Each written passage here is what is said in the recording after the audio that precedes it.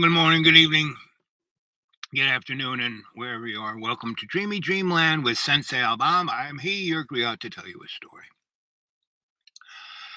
And I want to wish all my sisters out there a more than happy, more than righteous, more than just us International Women's Day, you know? The International Women's Day has been going on for at least 1,000 years because the male patriarchy, which after industrialization became, you know,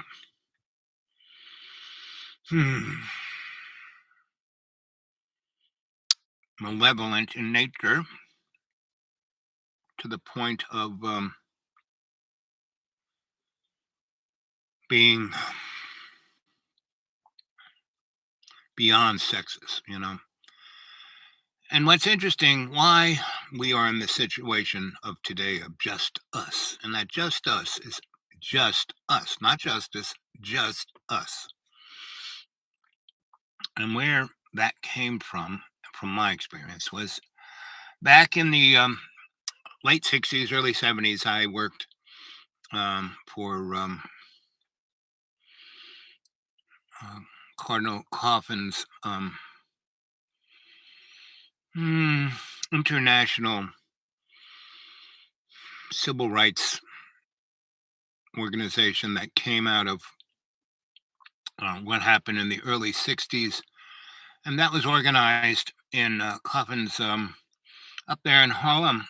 On the west side, there was Columbia and all the other theological institutions. It's a rabbinical institution, a Christian institution, and they were more theologic than religious.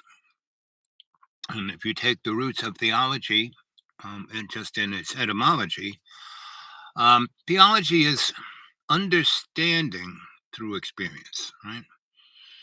And religion is believing within a dogma that is literary based, not literature, but litigic, meaning a lawyer slash,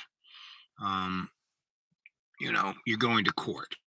And that court was, basically the church, back in the day of the multi gods. They set up in heaven and litigated about humans, right? And that's where the historical sense of sin, right? That humans were this lackluster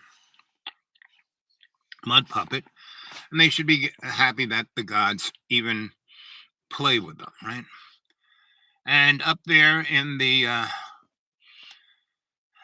where Zeus and et al. Were, go to Marvel Comics and see the dealings of Loki and Thor and that whole clan up there. And you can see that it comes very close to being a superior technological alien race, right? That is, somewhat human based. They look like us. They have certain emotional motifs like us, but they are superior in the physicality of life. They can live forever and all. And then you go to the Torah, that's a big jump of about, 20,000 years. You go into the Hebrew tribes and you look at the Torah.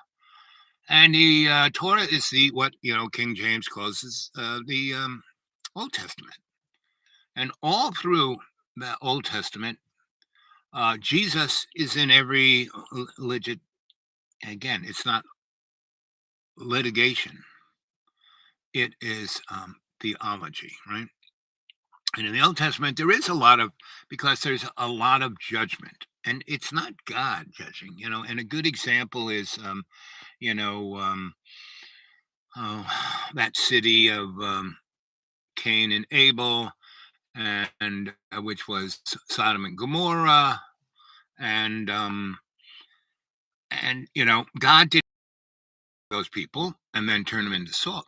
Basically, God lived and gave them a number of generations to get it together, and the folks didn't. They said, "Screw it, yeah, God's not going to do anything. Screw God," and so they just went on their way. And then, you know, because of their actions, not because of what God, I hate you guys, I'm turning you into salt. No. Um, it was basically their usage of so magic, there's right magic and dark magic. Well, magic is magic. It's a technological dynamic of trying to be like a god, right? And so right now we are eking back into a technological motif, especially in artificial intelligence. Computers, they're generations every you know 3 weeks. They're already 100 years ahead in technological advancements, and so we're getting to a point where AI could, it already is. They have things that write, talk, act, speak, like human beings. All the bot phone messages you get. Oh, you owe us $1 million. It's like a joke, right? So, bottom line, I understood this was coming down, so I basically went from having stuff to just, I live like a millionaire on 400 bucks because I don't buy anything. I have a lot of stuff that I'm whittling through. I don't need to buy any more toothpicks or safety pins or almost anything. I mean, I have bought so many, dollar store glasses that I just had to dig through my piles of stuff. So I have piles of stuff because I thought the end would have been, I was, from my experience, the end was coming soon, right? Like soon, like, oh, any minute now, right? And that was back in after 2008, because 2008 was a continuation of the dot-com bubble crash, the over capitalization. And then that was the beginning of, and '08 happened because they commoditized things that, you know, just shouldn't have been, right? Mortgages and things of that nature.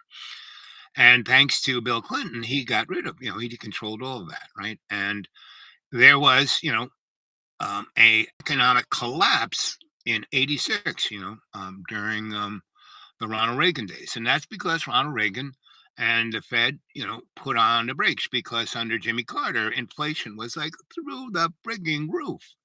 But if you were putting money in, certificates of deposit, in investments, bonds in the bank, I mean, there was a point where under Jimmy Carter, inflation was at 36%, 36. We're kind of at 9, right?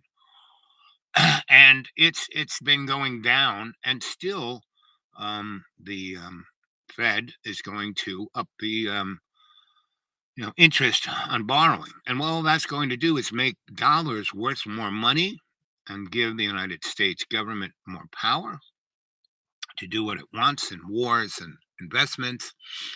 And it's quite interesting to see us go on and on about Russia invading the sovereignty of Ukraine when Ukraine used to be part of Russia, right? And they were connected in ways that most other countries weren't. Not like Poland, not like Lithuania, not like Estonia, not like any of those countries, which are right on Russia's border and right in those pockets that everyone, Napoleon, the Nazis, kind of zipped through to go after Russia. And you know, Vlad, I don't know whether, he was thinking this was going to work, that he could just kind of cruise in there and all the Ukrainians would throw flowers at him. But no, you know, by the time this had happened, by the time the Donbass war was going on, by the time the Minsk Agreement was ignored, but the Russians ignored it too, not just us, right? And yes, we had all kinds of elements, but see, it's not just the CIA or the U.S. government or NATO in there. It is another party, like I call it the hidden hand, right? And the scholastics are, oh, you're saying, you don't know what you're talking about, blah blah blah. Well, you look at every war, freaking go back to you know that war between France and England, their Navy war, and or Spain. Spain, somebody. It's when Rothschild really made the money because he had the fast boats, and there was a war going on in mainland Europe, a naval thing that crushed. It was either Spain or France that got crushed, and Rothschild went over to England and to the stock market in London and said, "Hey, oh, England's lost, and they're coming after us now." So everyone sold. Rothschild bought it up, and that's where the city of London got started, right? And then, 48 hours, a week later, they find out, no, no, France and Spain, which were allies. I guess it was France and Spain were going up against England, and Spain got obliterated. Well, both France and Spain, and England became the power. And that's how they went from being this little teeny island out in the Atlantic. And now they had queens, they had women rulers, but they had men all behind them, dukes and earls and everybody else, and other interests hidden hand there, Mr. Rothschild. And so, they had unlimited resources at this certain point, and that's how they had good shipbuilders, and they again took technology from everybody. The Spaniards were the best boat builders, and they captured a number one of their main, ships of the line, and basically took that technology and then ran with it for the next 200, 300 years, and then, you get to oh, just before World War One, the Crimean War, the war, Civil War, and Spanish American War. These were not, Spanish American War was not just the Americans going after the Spanish and taking the Pacific. They took Hawaii. I mean, and they took the Philippines and the Pacific because the Spaniards had that, along with South America and Central America. And that was the Monroe Doctrine. That's our neighborhood. I mean, we took half the planet, right? And we took it in an economic way instead of just our government, like, having a king and this is ours. Businesses went in there, right? Dole. And I mean, you look at Hawaii and all through this, the element of this corporate mentality, the thing that it attacked the most were women because they were the people who manifested the family, right? You destroy that structure, which passes on the culture and the understanding of who people are, then you get into a place where it's like, forget about it. And so women have like the socialist movement, not the communist movement, the socialist movement that started 100 years in Russia before the revolution, and the revolution that Marx and Engels, not Marx and Engels, not Stalin, who are the two guys, Trotsky and the other one, um, they just took over 3 cities. Stalin took another 20 years and had to kill like 20 million people, his own people, and a lot of, Ukraine. Ukraine was part of Russia more than Poland and all those others. He didn't get, the Soviet Union until after World War II. And so here we're going on about Russia going into the Ukraine when we went into Afghanistan and we put the Taliban in power because back in the 60s, Russia, I mean, Afghanistan is right on the border of Russia, right? So, and they have a lot of Muslims. So they didn't want a Muslim country there.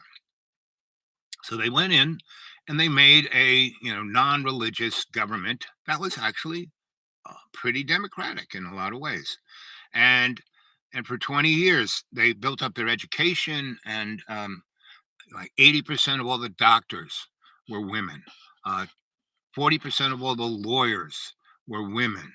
40% of all the legislators, judges, and legislators were women. Right? Pakistan had a female president.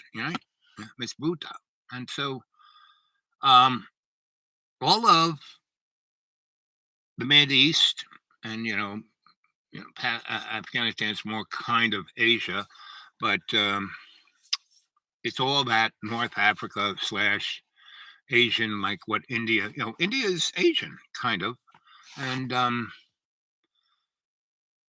and India is still controlled by the English modality, right? It really is. It hasn't given. I mean, it doesn't remember its history, right? It just kind of, you know, and it was, largely, almost half Islamic, and and it's now with Modi, everything is, if you're not Hindi, and so all of this is orchestrated by the hidden hand, because the only way that small group of folk, and I have a sense that they're alien. Go look up this guy. Let's see. Let's see if we can find this here. Let's see. Let's see. It tells me not to the area. Sylvia, Do do do do do do do do do do do do do do do do do do.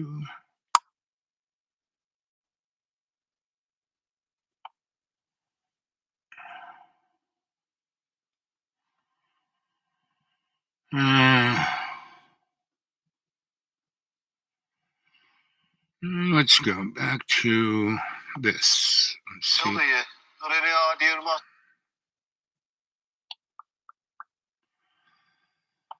Dr. Stephen Greer, UFOs.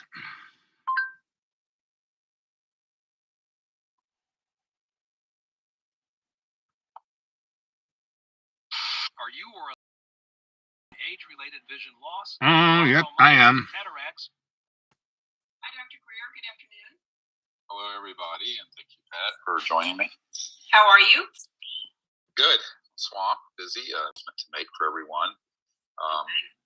Now that we're in the middle of January, past the New Year and holidays, a couple of days before Christmas, the Congress passed and the President signed the National Defense Authorization Act, which is the funding bill for the Pentagon for the next year. In it is a clear provision for UFO whistleblowers and witnesses to come forward through a protected mechanism where they can legally share everything they know and any materials, documents, anything they have. And that is an enormous... And that is a good thing. But see, Dr. Greer, I know that guy, right? He was a emergency room doctor in Asheville, and when I lived there from 91 to 99, and he had been intimate with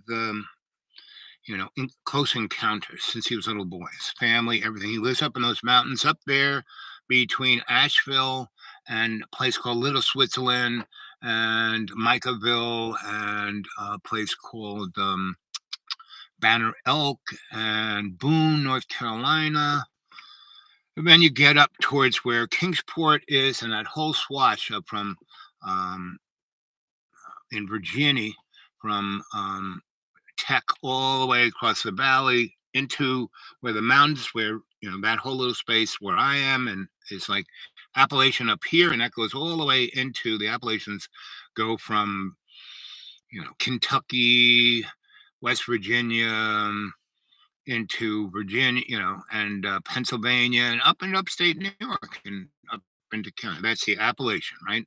And they kind of go further south, and then down below is the Blue Ridge, right? And they go from like Georgia to DC. And in between is like where I live, the Sawtooth Mountain Range that got squeezed like an accordion.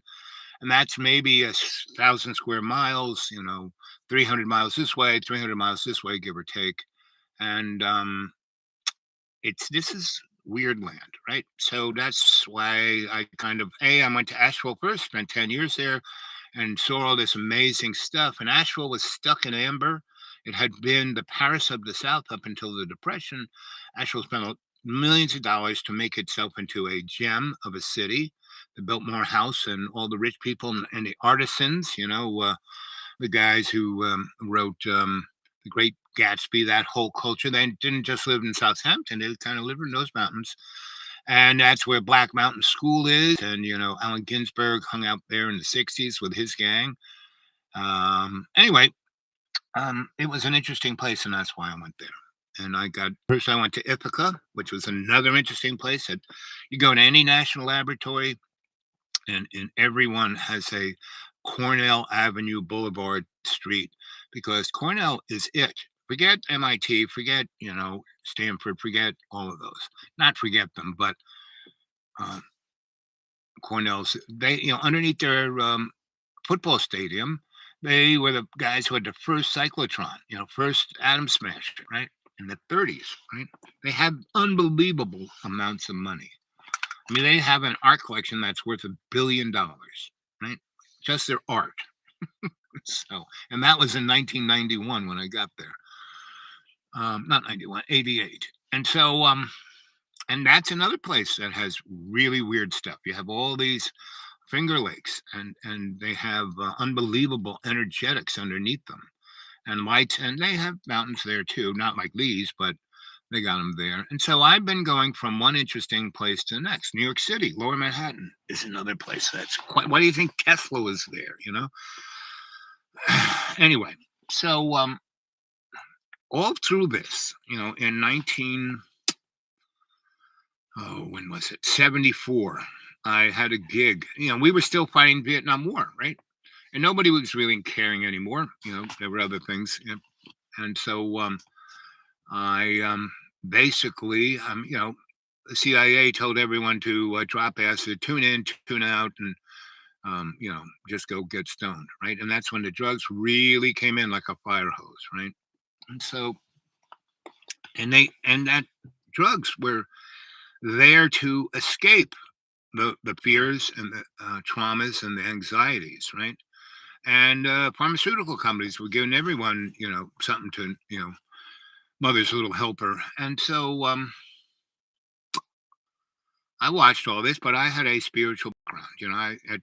I was sent off to be a Catholic priest at 13, and I went into probably one of the like Harvard version of it was a seminary, but it was broken up to control. It had a military element, a businessman element, and a priest, meaning if you were going to be a Catholic general, you'd be in ROTC and wear a uniform all the time. If you were going to be a businessman, you wear a three-piece suit, a Brooks Brothers three-piece suit, right? Banker suit. Priest, we'd wear the cassock, right? And I like the cassock because, man, you could be naked underneath or wear anything. You didn't have to really, just throw this little tea gown over you and run around, right?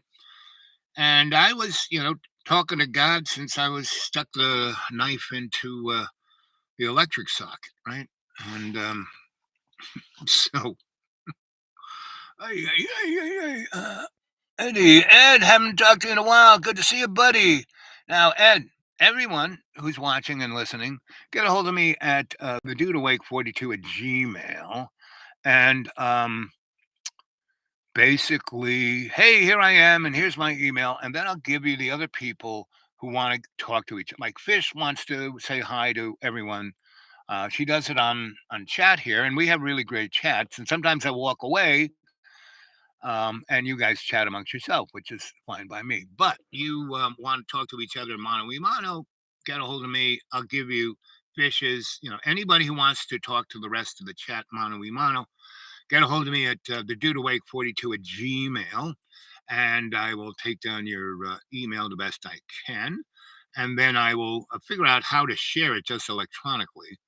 I'll build a little rack where everyone can right there and then. Anyway, so but today is International Women's Day, and like I said, within all of the political striving forward, the leadership, the people who have the moral um, um, gravitas, that's the word, are women. Mother Earth. That you can't get any more gravitas than Mother Earth, right? And so, um, and God is, because we don't know what God is. It's not some old guy looking like, with a white beard sitting on a toilet of gold, crapping on the universe. No, that's not, no, sorry. And that's what a lot of people who hold on to the transactional motif of born again Christianity. Well, if I'm born again, I mean, I work for this electric company, and we wired a big mega church, right? And I had a gigantic swimming pool, so people could, they could have mass baptism, right? And the morons who worked, there was this guy, my boss, who was a really great electrician, right? And his father was a great electrician in the school of Grandpa Stahl and Mike.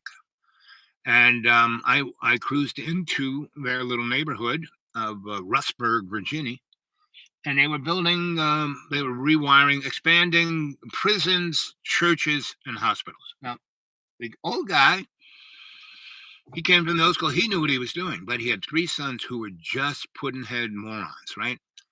And they got all their meth tweaker friends to be. So they had a crew of about 8 guys who couldn't even tie their shoelaces. So they are going into these building sites that aren't just drilling holes and pulling Romex. I mean, you build a hospital, you build a jail. These are sophisticated places. And if you don't wire it right, the guys escape, the patient gets electrocuted or set on fire. I mean, there are a lot of volatile things in hospitals. Anyway, so this guy was going to lose his shirt. I kind of, did my little gig of going into the real electric supply store, not the Lowe's, and waited for someone coming in, pulling their hair out, coming up to the counter. I said, "So what's your problem?" So, I said, "I think I can help you." And so I basically worked for this guy, and not on his payroll, because his son's wife, was the bookkeeper. And so she pinched every penny to go into her pocket, right? So this guy paid me out of his pocket as a consultant. And what I did was I went around to all the jobs. I brought all the materials. I had lists of what we had to do that day, what materials we had. So I would get that stuff there right on time. I'd have it all ordered at the supply house and have it delivered. And we were doing these big jobs, so they were very responsive. They kind of call them up, "Hey Bob, send it over now," and they would, right? So this stuff would show up, and I would go from job to job to job. And just before that moron was, "Hey, no, no, no, no! You need to put this washer in here, and you have to do it this way." And now the next 300 lights, do it this way. And then I would go up and check no, no, no more, no, no, no, no. You got to have this. Look what the blueprint says, right? So I was saving this guy close to 20 grand a week, right? And on the backside of the job, if it wasn't done on time and it blew up, he was going to lose millions. And so I kept everything on par on this, and still I had to run around from all the other jobs they were doing and fix things. I mean, they already had finished it, but this light didn't work and this didn't work, and everything was like, unless you were a really good electrician, you couldn't figure out why. It's like the Three Stooges. You turn on the light switch and the water would come out the sink. So I ran around and fixed jobs like that. And there was this big mega church that I always had to go fix stuff. The thermostats, and they'd have like 10,000 people in the mega church, and the AC doesn't work. Whoa, people melting down. They're seeing God all right. And conversely, in the middle of winter, they'd be frozen to the seats. So these people were going, and because the way this minister preached it is, all you had to do is go get baptized, no matter what you did. Kill someone, rape someone, do something ungodly terrible. I mean, Jesus wouldn't like this. All you had to do is tiptoe into that, baptismal pond, and you will you'll be born again, and your soul is all clean and all's forgiven, right? And that's how he preached. Put more money in the plate. Let's build another big section of the church so we can have 50. It's like a football stadium. Come on. And so if you keep giving me money, God will reward you. This was like, really? And that's the transactionalness of religion, and it's always been that way. I mean, when the Pharisees and the rabbis had the money changers in the temple, same thing, right? And you go back into further, and so what happened was majority of the people were pretty good people. They were trying to be do what the Bible is a great text. It's like a great you buy a new car, you get a owner's manual. The Bible is a great tool for that, to running a righteous life. But it isn't a litigious, and this is what Jesus said. Listen, I don't want priests. I don't want a litigious church. I want a relationship, God to you, right? I don't want some guy in between, right? And that's what churches have become.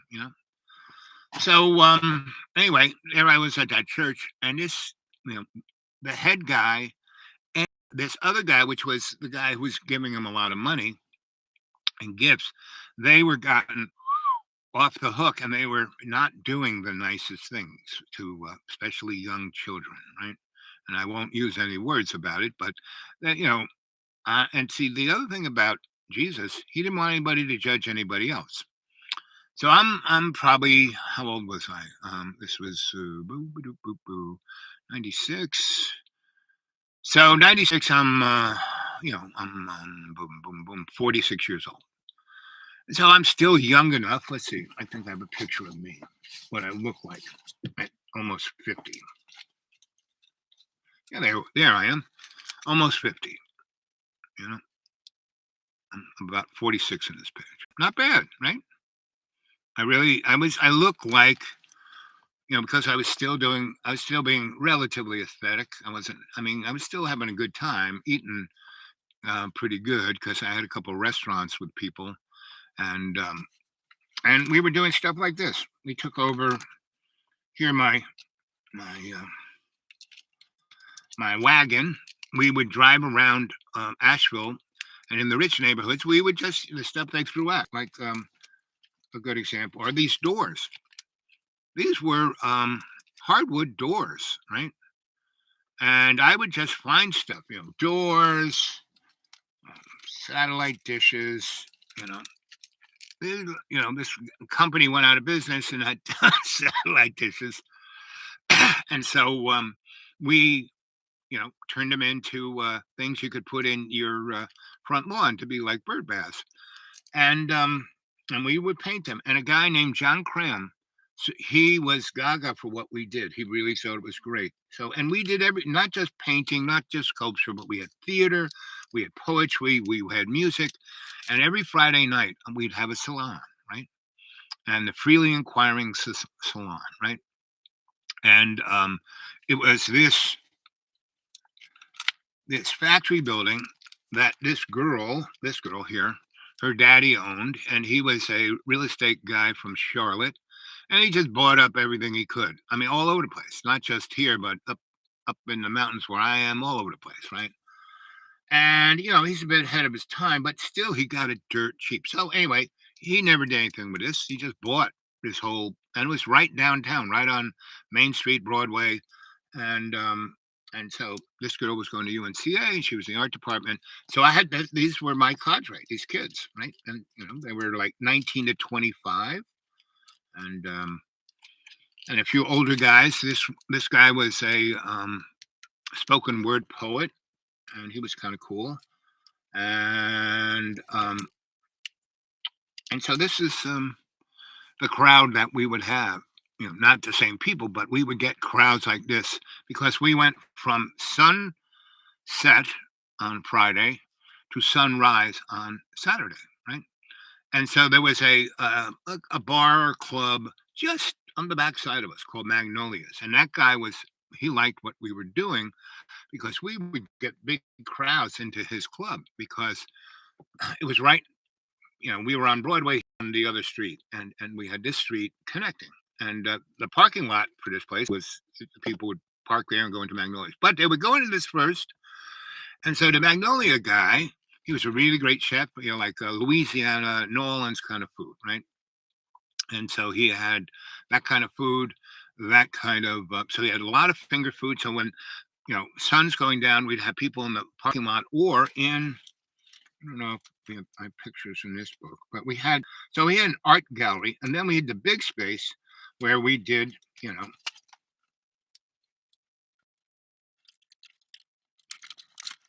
this kind of stuff, big performance space, like a black box theater, right? But through that door was a very nice. Do I have pictures of it? I don't think so. I mean, I don't have them with me. I'll bring them next time. But we had this. I made it into a real fancy schmancy art gallery. The walls were plastered. I scraped all the crap off. We painted them nicely. I put lights up. Lighting is everything, right? So I lit it like an art gallery, and we had art shows because half the kids in this really inquiring society was artists, visual artists, photographers, painters, sculptors, right? But they were also there was a woman who was really righteous on the environmental scene, right? And gender equality, right? And this is, 88, no, 91 is when I got there. So, and we were kind of ahead of our time. And we were, my whole thing was to make a community. And for 10 years, we had these salons. And not just every Friday here, but during the middle of the week, there were 3 other people who had I had a really nice apartment that was right across the street from the big fancy old hotel. It's called something else. It's now a corporate thing. But back in the day when it was kind of seedy, but really, what was it called? It'll pop into my head, but it was big hotel, golf course, swimming pools, nightclub, Elaine's downstairs. So we would have, a thing in my place, and I had this beautiful living room that I had a couch that I got up the street that was like a U that took up, 3/4 of the walls of the thing, and I had these old theater curtains, heavy red velvet. It really more like asbestos, but Termer. So all the walls were this looked like a theater, right? With this unbelievably couch around it. I had it covered in silk. I got these big bolts of silk and just covered it up and tucked it in. And maybe 30 people could sit there, right? And again, the guy from Magnolia's I'd drive by. He would give me the stuff he was gonna throw away anyway. And then I had this Hispanic gay heroin addict guy who was unbelievable chef, and he ended up we built lots of restaurants, and one of them was a thing called Salsas. It's still there. He was from El Salvador. And we had another thing called the Blue Bus that was behind the Fine Arts Theater and back behind the Art Museum and back behind John Cram bought up like a third of Broadway, like 10 buildings, and he got it from the city for $1. This is when Asheville was just in the pits. And so there was a street, I forgot it's called, what was it called?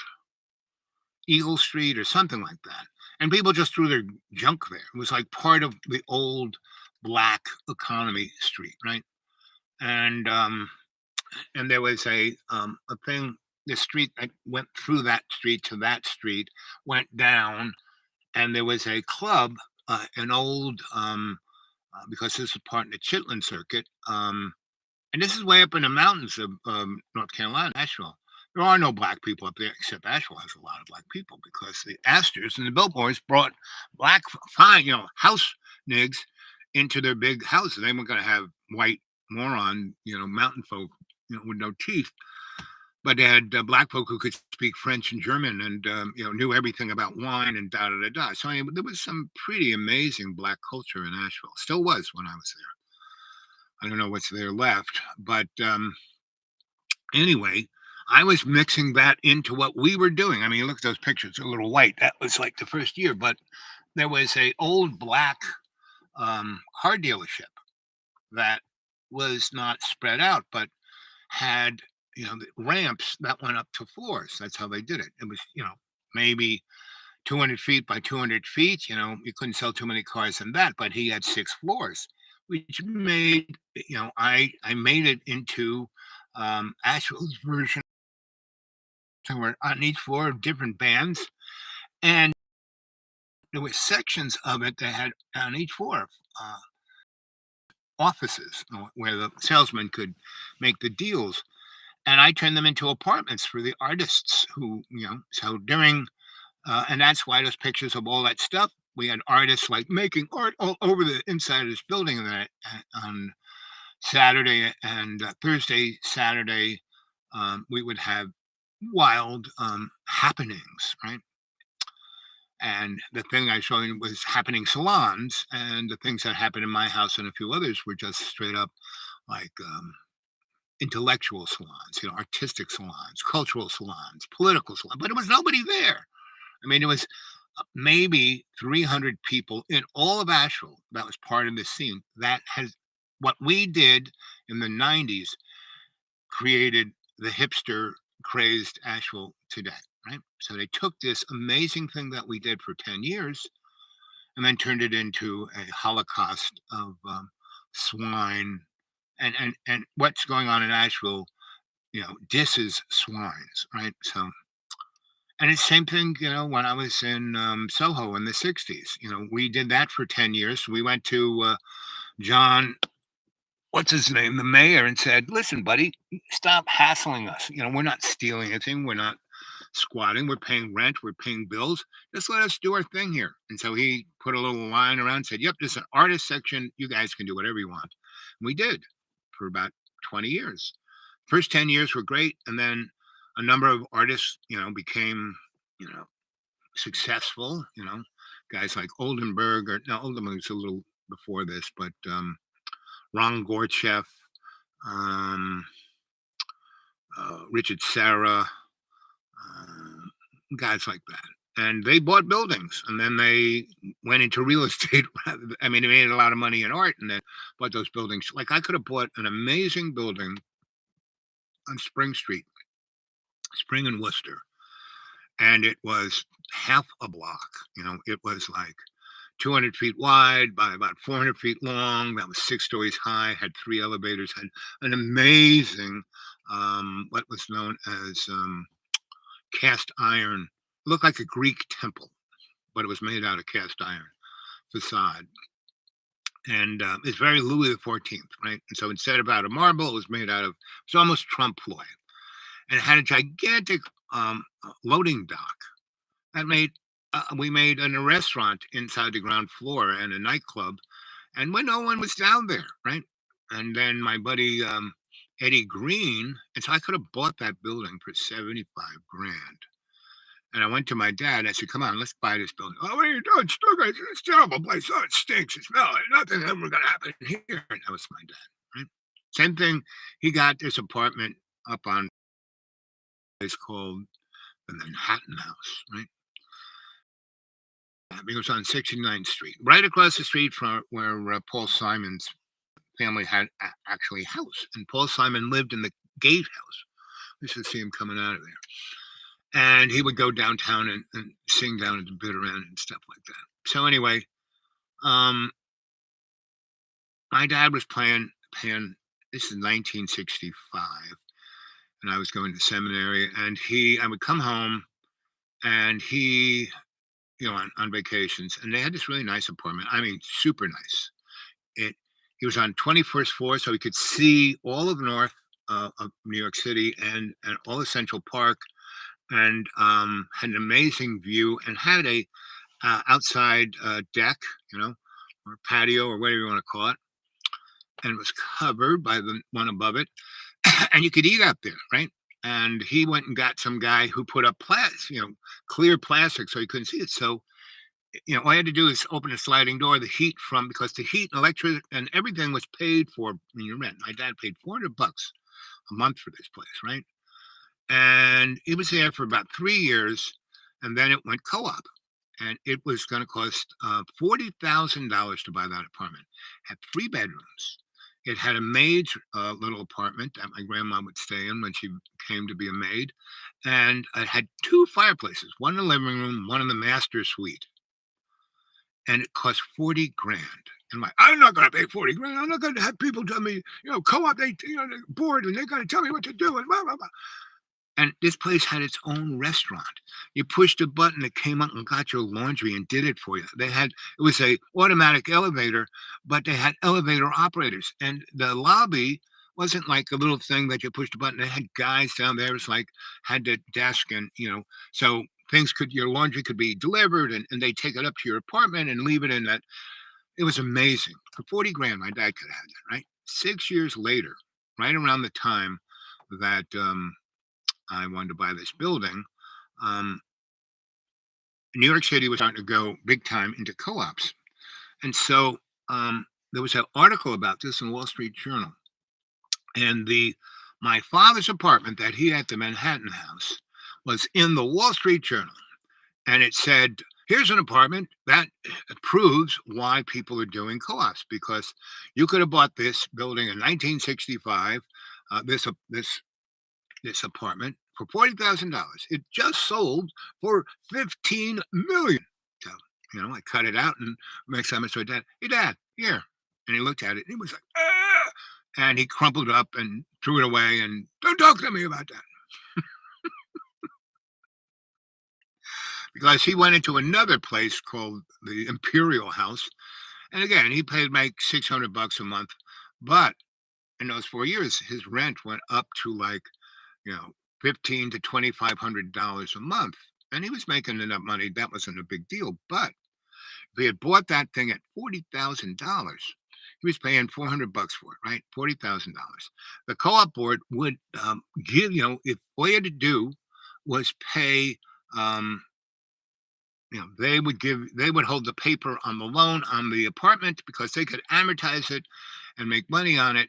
And instead of $400 a month, he would only have to pay $200, right? And then he'd have to pay another $100 for like keeping the building groovy, right? That fee. So $300 instead of $400, and it lasted 6 years until that person sold it for $15 million, because then the co-op board got $1 million of that. My father, it's like, so his whole life he spent it worthlessly being a millionaire or trying to be a millionaire, right? And then in '08, he lost three quarters of his net worth in one day.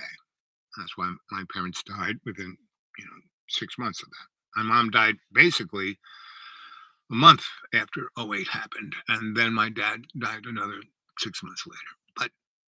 But he was in agitation and anxious and all of that. Me, not so much. I was living in abandoned buildings. And once because my father did a really good thing, never allowing me, never giving me the cash and getting me into that bug of being Mr. Real Estate. It was always around me. I just kept stumbling into that stuff. It's like the universe saying, okay, hey, look at this. Which are you going to choose? You're going to serve God's love, co-creation. You're going to be a co-creation boy, or are you just going to jump on the materialist bandwagon, right? And so I rode the surfboard. On one leg I had the materialist surfboard, and on the other leg I was serving God's co-creation, and that was okay. There were a few hiccups on that thing, like in 2014, dying in a plate of spaghetti and weighing 460 pounds, but. And Johnny Boy, he keeps, well, that was you having fornication. He doesn't even read the Bible.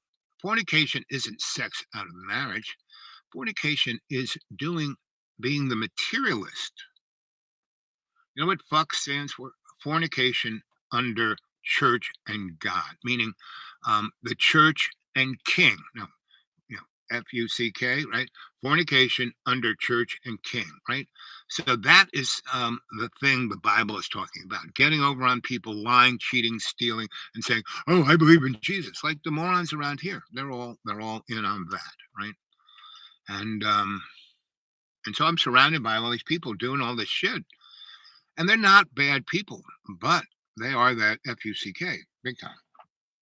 So that's why I will be here as long as Love's Co-Creation, because right now I live in a nice place.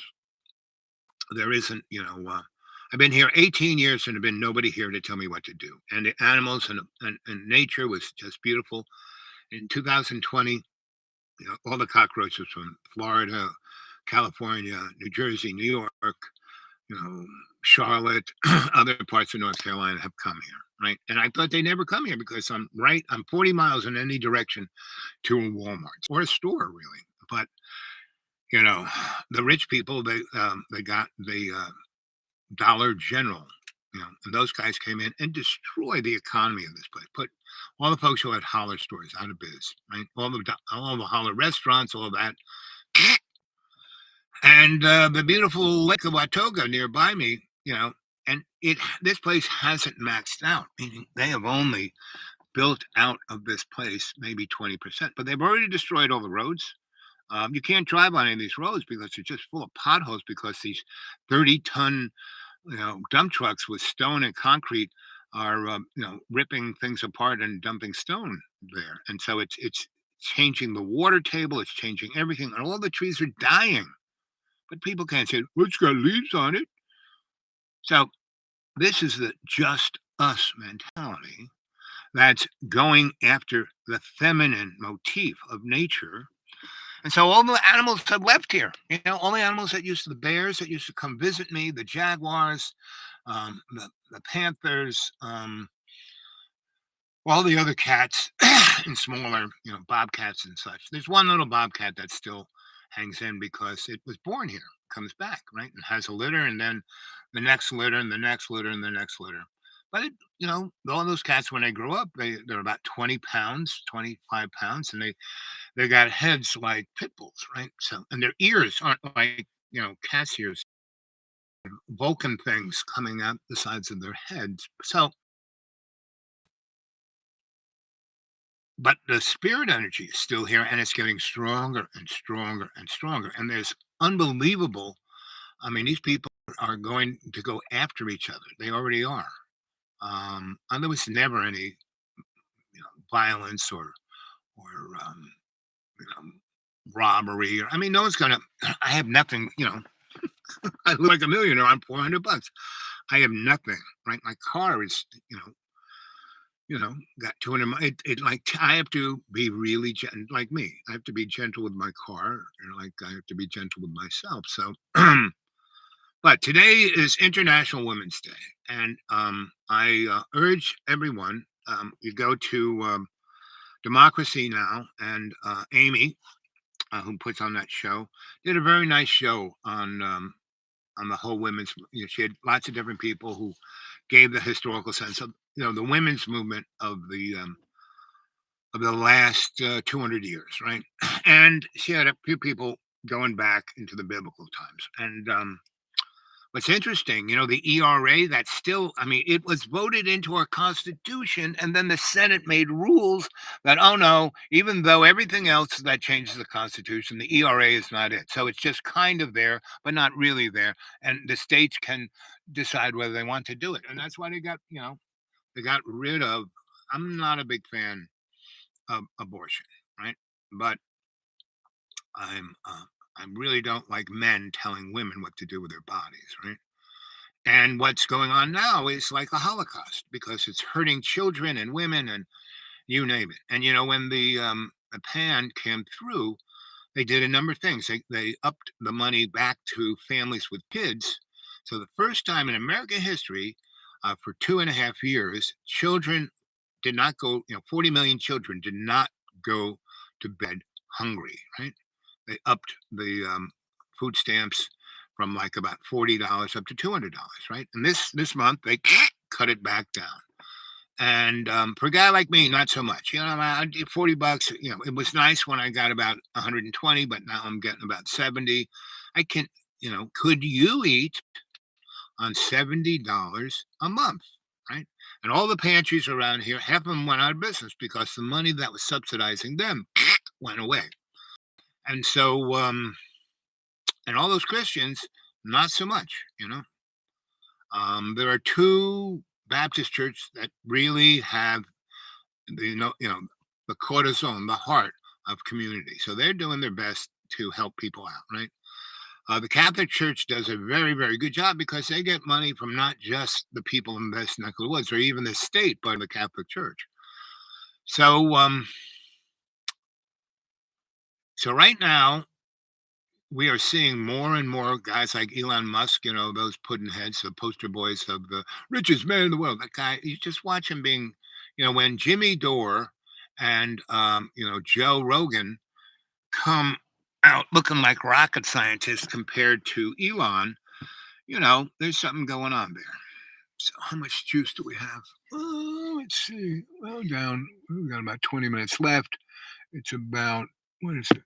Almost 3 o'clock. So maybe, a few minutes. How about some thumbs up, kids? Come on. And how, no one has dropped anything in my PayPal since New Year's, really. Well, not New Year's, middle of somewhere in end of January, right? But pretty much maybe somebody put something in February. Maybe one person in February, one person in January, maybe two, and otherwise a couple of about 4 people dropped something in there since Thanksgiving. And thank you for those 4 people. But come on, you guys, go start having Dreamy Dreamland, salons in your house, a potluck dinner. Put it on the big screen and just go on the site and pick a show that you like, especially one that like maybe lasts 5 hours, and just have it as background wallpaper, right? Anybody wants to watch it can. Anyone doesn't, just keep on double dipping, So so let's see if Fish is available. See what she says about international. Nope, not on that phone. This one over here.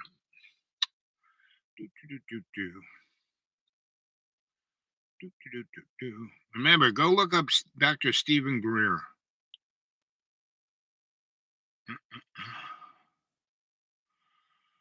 Let's see.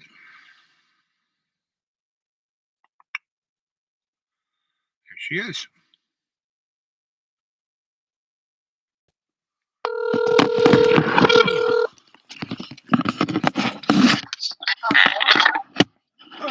Hey there, Fish. Fish. Yoo-hoo. Hey, You there, girl? yeah, let me stop this. Hold on. Oh, hold on. Do, do, do, do, do.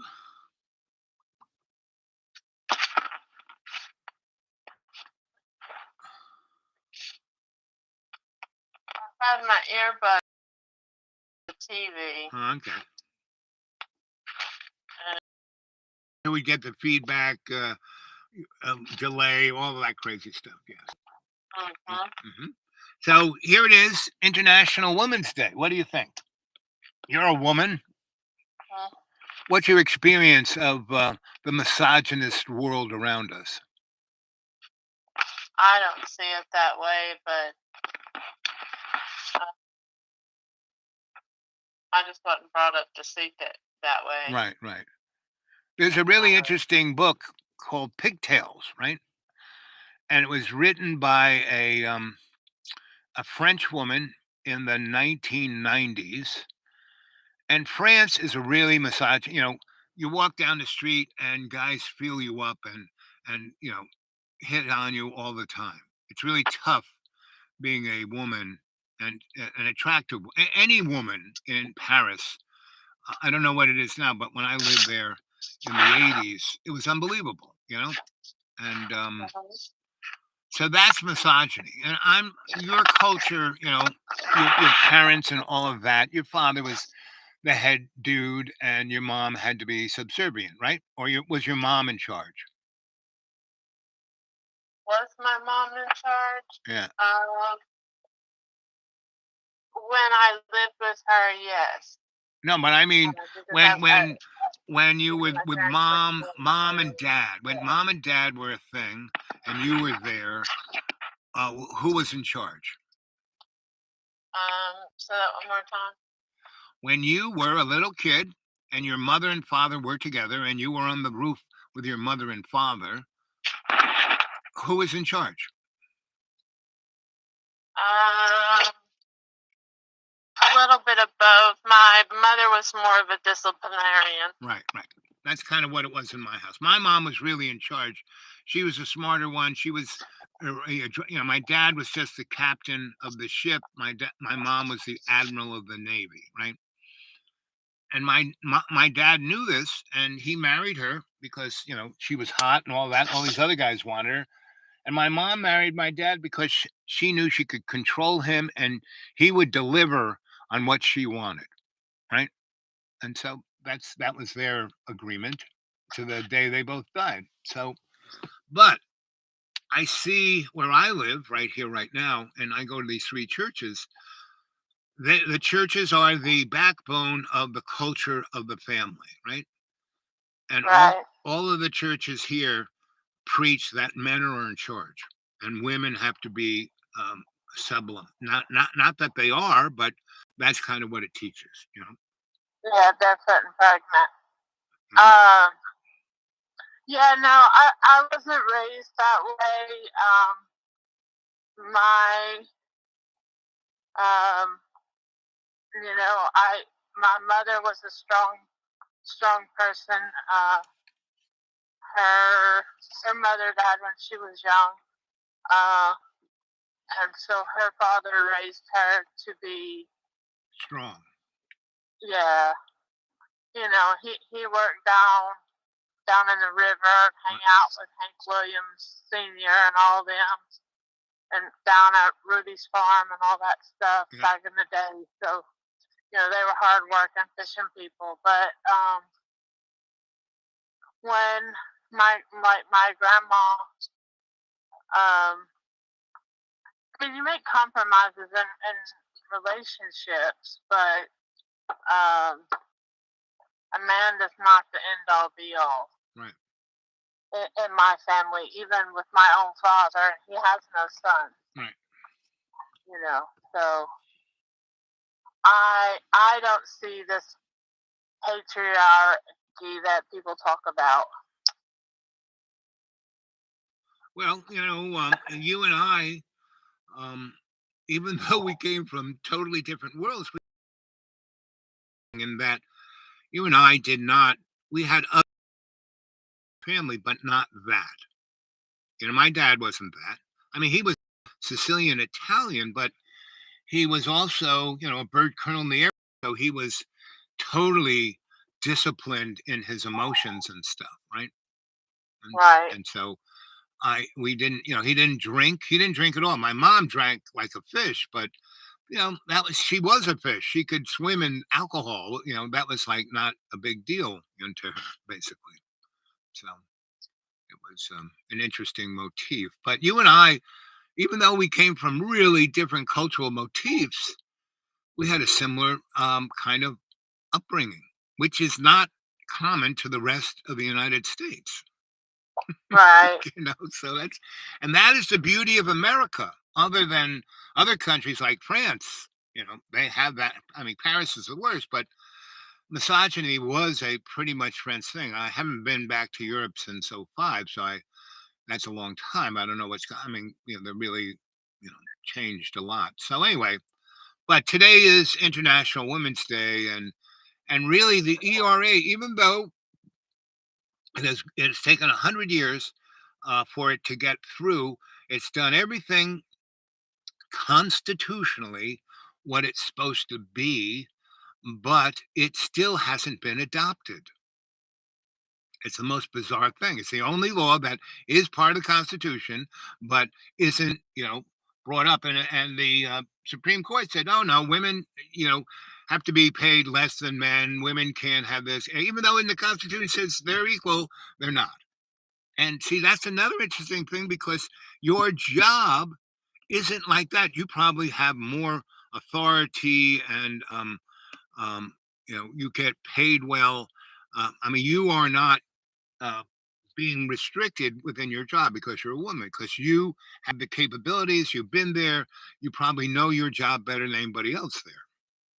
I do, and I'm here